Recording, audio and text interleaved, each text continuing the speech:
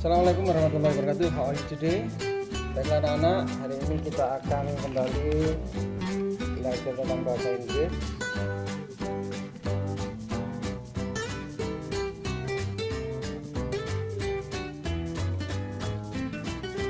Hi, Geisha.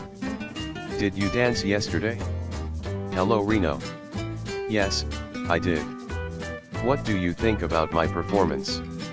It was a very good Sarampi dance performance. Do you like it?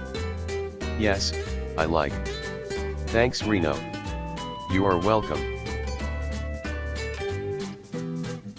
Oke, setelah kalian menyaksikan video tentang listening section lesson 1, kita akan lanjutkan dengan lesson 2. Listen your teacher.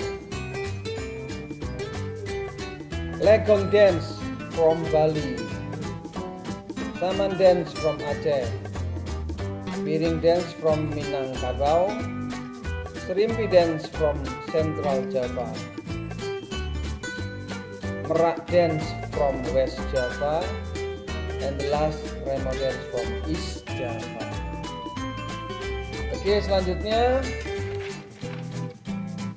expression of asking and giving suggestion. Kalian simak video berikut ini. Expression of asking and giving suggestion.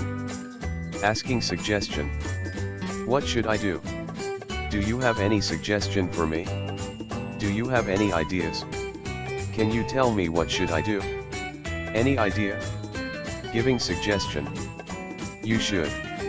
You had better. I think you should. I suggest you to.